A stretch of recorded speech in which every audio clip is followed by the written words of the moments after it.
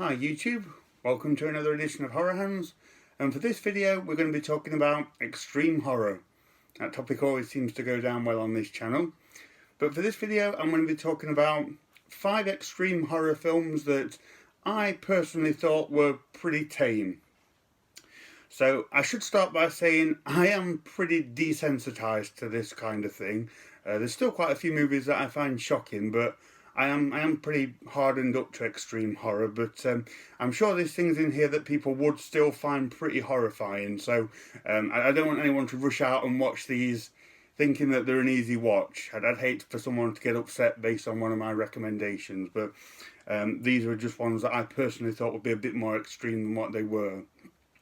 And this doesn't mean I didn't like the films either. They just they weren't up to the level of depravity that I prefer, shall we say. But we'll get straight into it. So number 5 is Cannibal Terror. So in the UK, and I'm sure other places in the 80s, any film that had cannibal in the title was immediately heralded as an extreme piece of cinema.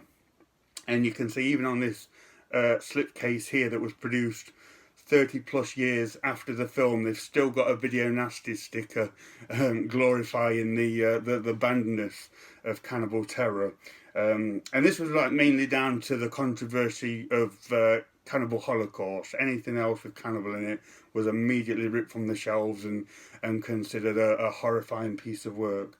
And actually, when you watch Cannibal Terror, it's a very kind of almost like quiet affair, to be honest. It's not an Italian cannibal film that's set in the savages of the rainforest. It's a low-budget Spanish film, I think, that takes place almost in like these barren Spanish fields. And the cannibals themselves, they don't look like those indigenous cannibals from the Italian films. They're more just like white actors with face paint on, standing around not really knowing what to do. So there's very much like almost like a quiet Sunday afternoon feel to this movie. And it's about these criminals that I think they kidnap this rich person's daughter and run off into the wilderness to wait for the ransom, but they are then besieged by cannibals. But other than the notion of being caught and tortured by cannibals, there's really nothing in this to cause any kind of upset or any kind of gross content. Having said that, I do get some strange enjoyment out of Cannibal Terror. It's a pretty easy watch, to be fair, and it does have a deal of ineptitude about it, but I find it quite endearing for some reason. It's a hard one to put my finger on, but it gets a lot of hate, but it wasn't one that I disliked all that much. I just found it quite an easy watch, to be honest. I actually can't remember any scenes of gore from this film. I'm sure it does have some, but I can't remember them. I mean, there's scenes from things like Cannibal Holocaust that have burned into my memory. There aren't any scenes from Cannibal Terror that have burned into my memory, which should tell you quite a few things there. But yeah, first on the list, although it's very tame, I do enjoy it, is Cannibal Terror.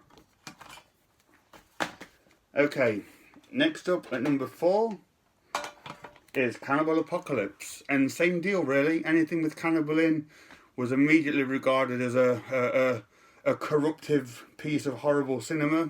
So this is another one that was removed from British shelves.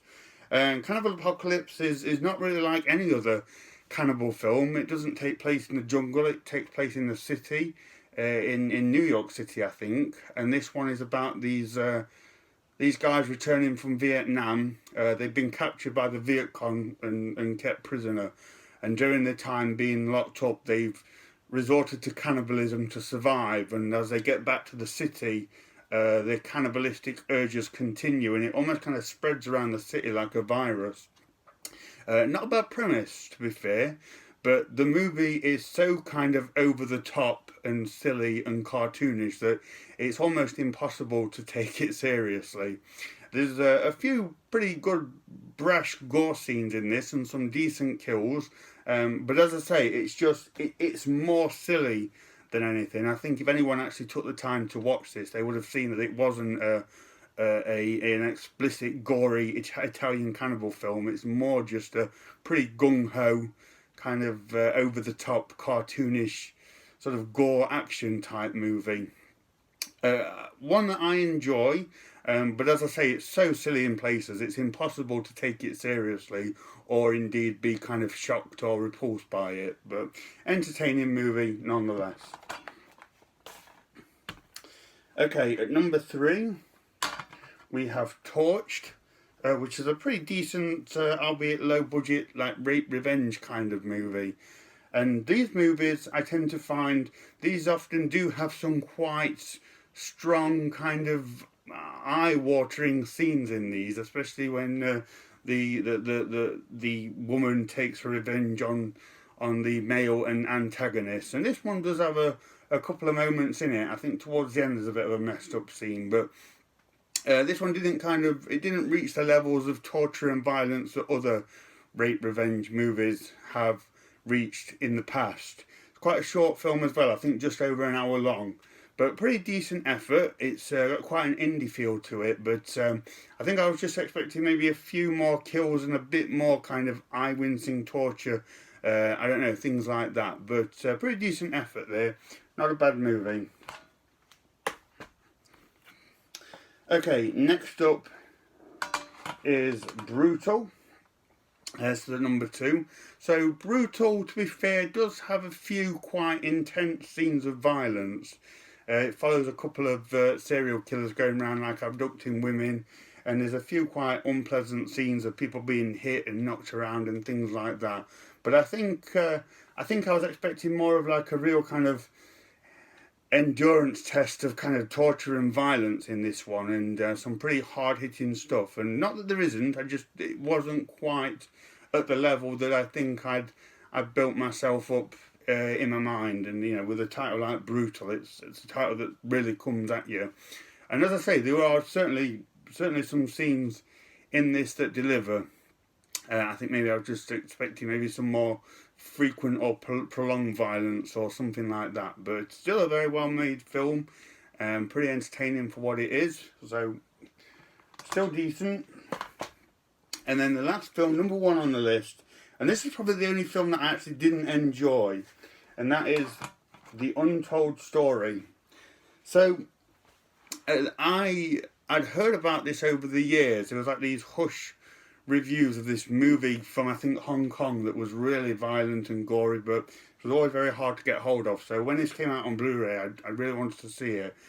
But I have to say, pretty disappointing, pretty underwhelmed by The Untold Story.